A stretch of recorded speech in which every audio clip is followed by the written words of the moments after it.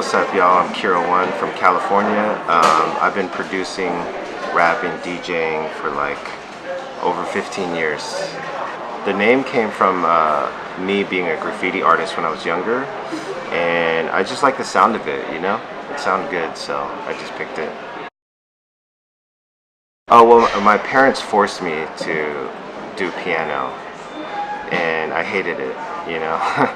So like, you know, a lot of Asian parents force their kids to play instruments. So I never really had an interest in playing piano, but now, of course, I'm so thankful because I use it a lot, you know, so thank you, Mom. I changed like my setup so many times. When I first started, I was just using an analog keyboard, sequencer, drum machine, like Ensoniq ASR10, and then I switched to MPC, then I switched to Pro Tools, and now I use like Pro Tools mixed with Ableton together, yeah. My approach has changed over many years. Like, it used to be very important to have the music was good and the lyrics was very important, and I mean, it's still always important, you know, but now it's music, lyrics, and melody is important. So now I'm mixing all those. Yeah, like I think it's kind of like the next level of making music, which is songwriting, you know, and arrangements too is important for me. Probably doing like something computer related, because I was a web designer before. Yeah, I quit. So probably web. Yeah. There's just not just one person, you know, there's too many inspirations. Like I can list like maybe 100, you know. But yeah, you know, I like all the classic hip hop artists, but also like, you know, underground ones too, like Boogie Monsters, you know. Not really underground, but most people don't know who they are, you know, so I like them. Common, yeah, and like funk, soul, jazz, like I listen to everything, you know. My inspiration is, I think there's only two kinds of music, good or bad. That's it for me, yeah. Like records at that time when I started was more popular, you know, like a lot of people in Japan bought records, and yeah, it's still crazy to me because, like, you know, I'm you know, Korean American in a, you know, living in California, and then for some reason Japan had the most interest, you know, at that time. So even though it doesn't make sense, it makes sense, you know, because I mean, they love like that mellow hip hop stuff, you know. Yeah, I think the whole experience of Japan changed me because it made me realize that I can actually make money from music, you know. So before, when I started, it wasn't to make money, it was just because I wanted to, you know. I had no interest in trying to make like money from it.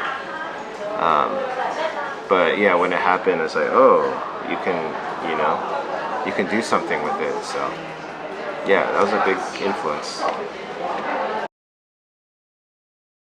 I think that there's a lot of producers that make that sound, and they call it lo-fi now. And so like, I don't actually know because there's too many like on SoundCloud.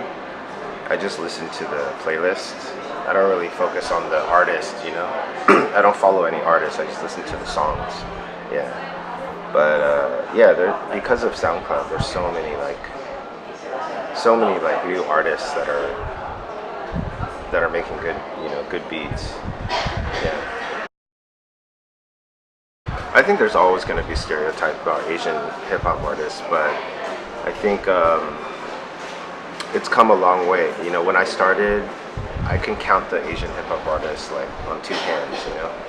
Now, like with Korean hip hop and Japanese and Chinese, you know, Taiwanese, there's so many artists that are rapping now, so many. And so actually, like, I've performed at some Korean hip hop shows in LA, and the whole front row is like like black and Mexican, like girls, you know.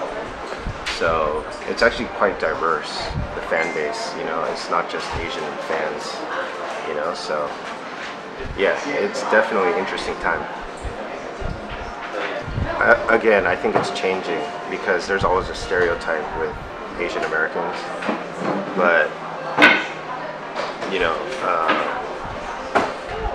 there was always like, you know, white people involved in hip-hop history. There was always Latinos involved in hip-hop history, but there were never really that many Asian Americans in hip-hop history. So because of that, you know, it takes extra time to embrace Asian Americans, because, you know, until Eminem came, nobody really believed white people can rap well, right? When Eminem came, then everyone was like, oh wow, he could, you know, like, he's as good as, you know, some of the best, you know, maybe better. So it just takes that to change the whole perception, you know. It's all perception, yeah, for sure. I mean, there kind of is already, you know, like Jay Park is like really popular, really popular. So he got signed to, like, you know, Jay-Z and everything. So yeah, I think there's already that happening. That's why I think things are changing, you know, that you have like a label like Jay-Z's label who's gonna sign Asian rapper, you know. That's huge, you know. So yeah, we just need more diversity. That's all it is, you know. It's like, I don't want to hear just one style, you know. There's more styles that we can listen to, you know. Yeah. I think everyone comes to me for just like melodic hip hop, you know, hip hop that has like melodies, you know, harmonies, vibe, you know. Yeah, I mean, I think there's like a lot of like artists that kind of have that now, and so yeah, it's just like pretty much it helps out because everyone kind of knows that these certain artists have that style and the sound, you know, and my goal is to continue to be one of those artists, you know.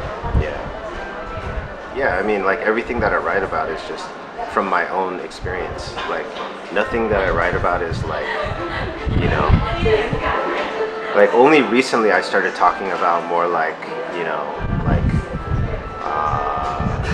like how do you explain it? Like kind of battle rap style. More recently I do a little more of it, but before that I never did that. It was more like just yeah, stories and yeah, just talking about my experiences. So yeah, that's why I think you can relate, you know, because it's like real stories.